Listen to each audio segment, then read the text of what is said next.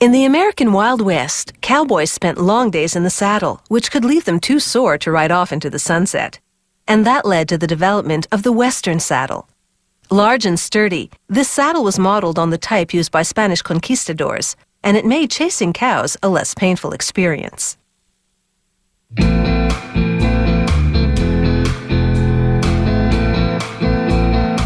Today, riders still saddle up Western style, which is more relaxed than English style, with the reins held in one hand instead of two. The contours of the saddle seat are more pronounced for added comfort. A Western saddle also has a horn for looping rope called the lariat in cowboy lingo.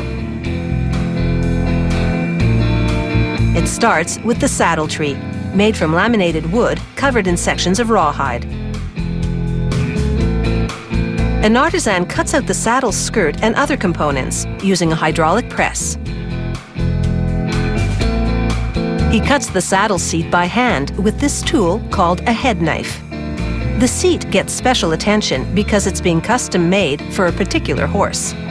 He shaves the edges of each cutout so it can be tucked neatly onto the saddle tree.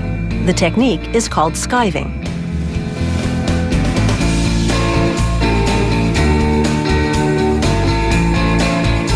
He brushes glue on the leather section that fits around the stem of the saddle horn. Then he works it into position, creating a lip around the horn's top.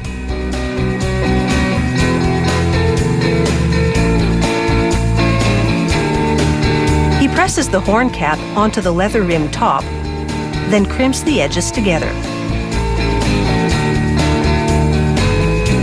He collects tacks with the magnetic tip of a hammer, then pounds them through the leather cap, securing it to the wood.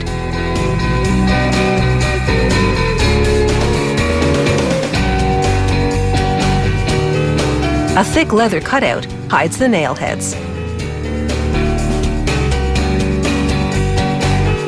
He carves a groove around the top of the horn and punches holes through the leather. This will make it easier to sew the layers together.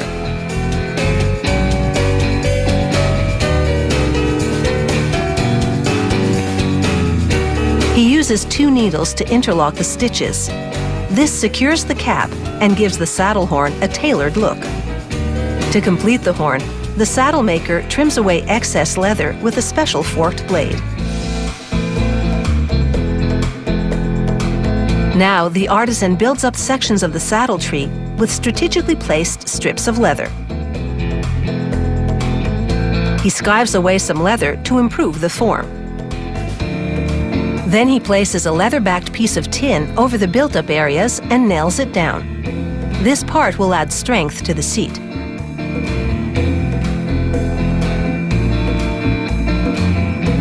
He continues shaping the seat, then shaves the edges to blend it to the saddle tree.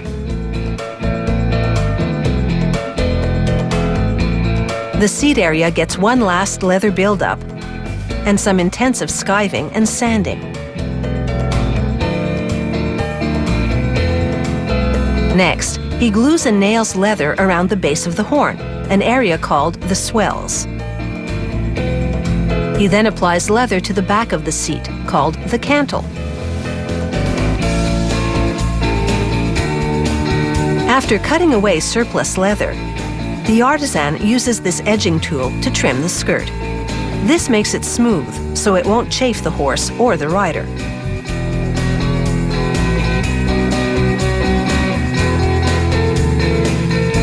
Another worker immerses the saddle seat in warm water. This makes the leather soft and pliable, allowing it to be shaped.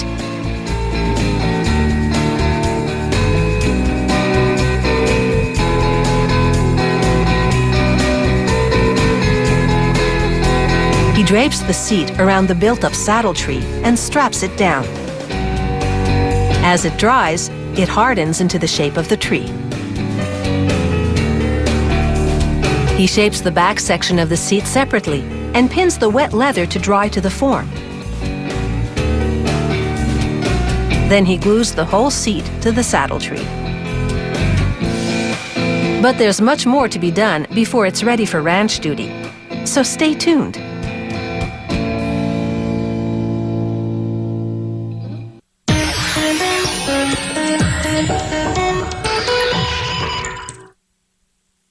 A Western saddle serves an important function, but it also sports elaborate artwork engraved in the leather.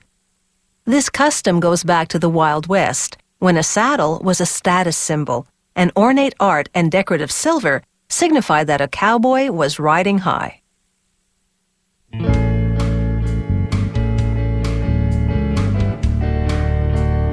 The saddle maker now shapes the seat right up to the back of the cantle. He crimps the edge to build up a part called the Cheyenne roll.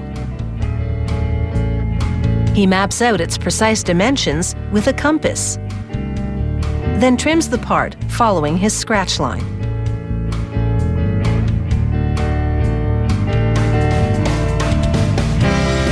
With a wooden dowel, he again presses the leather seat to the saddle's contours for a final shaping.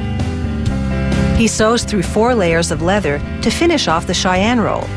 The thread is an artificial sinew, a super strong nylon that makes the seam virtually indestructible.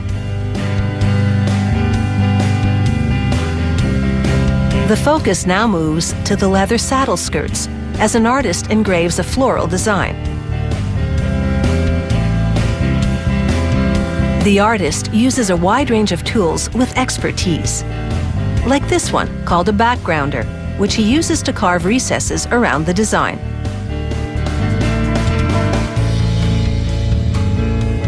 A spray of water softens the leather, making it easier to engrave.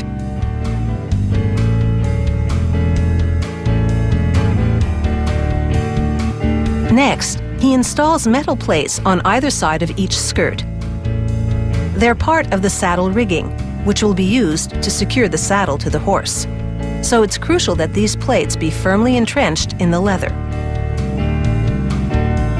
He secures each plate to the skirt with several rivets, then rounds them off, getting rid of any sharp edges that would irritate the horse. The saddle maker then brushes glue on the back of the skirt to attach a leather part with the rear cinch ring riveted to it. Here, he glues and rivets the top part of this skirt to the main section. He arranges a piece of sheepskin face down, then glues the back of the saddle skirt to it so the woolly side will rest against the horse. This part is all about the horse's creature comfort.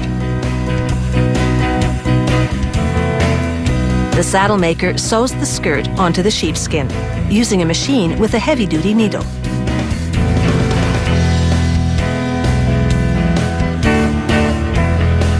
He then trims the excess sheepskin, following the line of the leather skirt. To remove some of the bulk, he shears the wool, tapering it around the edges.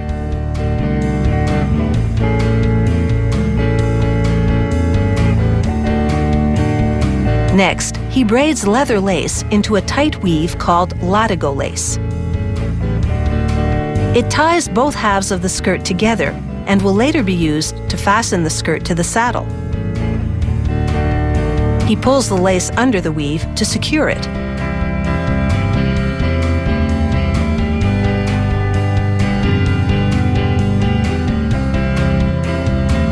Next, he applies a generous amount of glue to a leather stirrup cover. The stirrup is made of oak, steamed into a U shape, and then reinforced with galvanized tin. He presses the leather into the crook of the stirrup, then bolts a metal spacer into the top. Now it's time to attach the saddle skirts to the tree. He threads cinch strings through the cinch keeper and nails it to the saddle.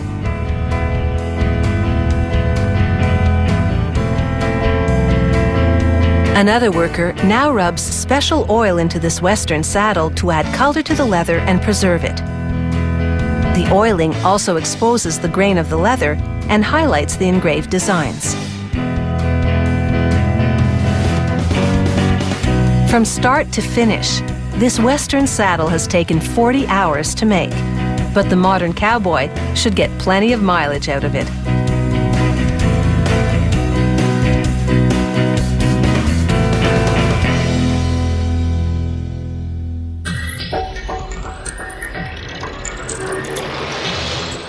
If you have any comments about the show, or if you'd like to suggest topics for future shows, drop us a line at www.howitismade.net.